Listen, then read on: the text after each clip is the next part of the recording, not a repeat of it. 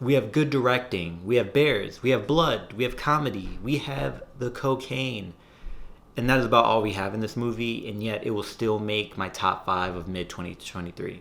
Very likely. Hey everyone, my name is Erin James. This is a review of the movie Cocaine Bear, written by Jimmy Warden, directed by Elizabeth Banks, who had only directed 2 movies prior, Pitch Perfect 2 and Charlie's Angels. Charlie's Angels did not get a lot of positive attention, however, I did not think it was that bad. The movie stars Kerry Russell, Alden Ehrenreich, O'Shea Jackson Jr., and Isaiah Whitlock Jr. It is inspired by actual events that happened in 1985 when a bear ingested a bunch of cocaine. That is about as far as it goes as far as this movie basing off actual events.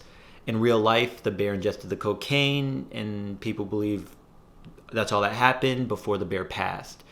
In this movie, the bear ingests cocaine and goes on a violent rampage. Now, the bear is obviously CGI. We know it is CGI, which would make sense not to put the animals or the people in danger or in harm's way. But the bear was very well realized and seemed, in some cases, you could say real.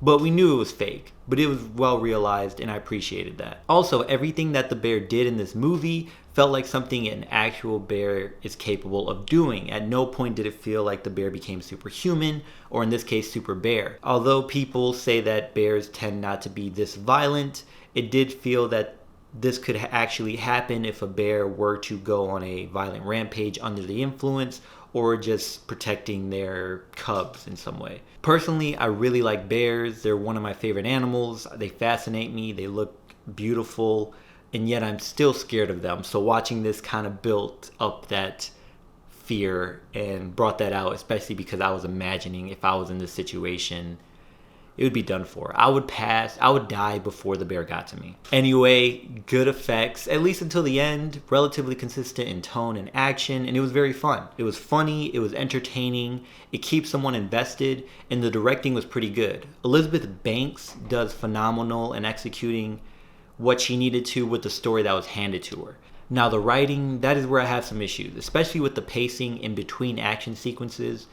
But this is almost as good as I think a movie like this can get. The dialogue was iffy, the character development was poor, and honestly unnecessary. I did not need to attach to, connect with, or relate to any of the characters, but backstory was still given to some of the characters, and even with that, I did not relate or connect with any of the characters. Still, those are some minor issues considering how much fun I had watching this movie, and the more that I think about the movie, the more I enjoy it and the more I appreciate it. With how good this film was directed, I think Elizabeth Banks should probably be given a comedic horror movie. A good one, a well-written one. And I think maybe reinvent Jeepers Creepers, or actually give her Megan 2.0. I feel based off of this movie, she could probably elevate it from the first one and actually make it rated R. There is a sequence in the movie that I really enjoyed, probably my favorite part of the movie, where there's a moment where we do not know where the bear is gonna attack from, or when the bear will attack.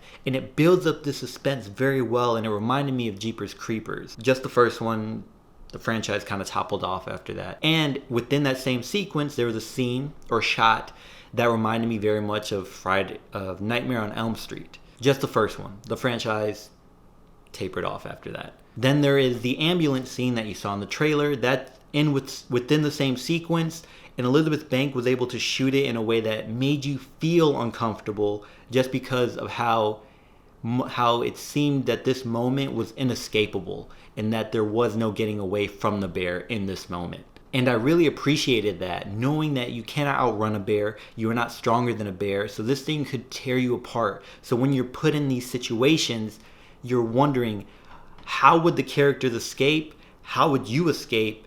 And we're not escaping. Again, the writing is where this movie faltered. This is, I believe, Jimmy Warden's second movie that he wrote, and it is a spec script, meaning that no industry or no studio or no person in the industry paid Warden to write this.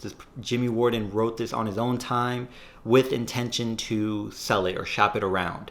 And I'm sure it must have been really fun writing it, but maybe some rewrites should have been done to fix the dialogue, maybe cut some shots that didn't need to be in it. Not necessarily the whole scene, but cut some shots. I did see a lot of elements that reminded me of other movies such as Jeepers Creepers and Nightmare on Elm Street And even Jurassic Park, that was near the end. Still, maybe that was intentional because of how funny this movie is supposed to be. This movie honestly gave me exactly what I wanted, and in some cases, or some scenes, it gave me a lot more.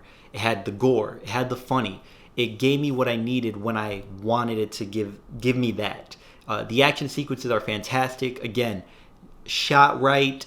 They showed what they wanted to show. When they did have the camera facing away from wherever the violence was happening, it did not feel similar to M. Night Shyamalan, where it seems that he's afraid to see that. Here it felt more of adding to the tone and the artistry of the film, because you still saw some violence happening, and it was ridiculous. There were even funny violent scenes, and again, that added to the appreciation of this, combining suspense, horror, and comedy together to create a story that could have maybe been a little better, but overall, it was a really fun movie. I feel that by the end of this year, after a rewatch or two, I will end up really appreciating this movie much more than I do now, and I already very much like it, especially, again, I have to address how well directed this movie was.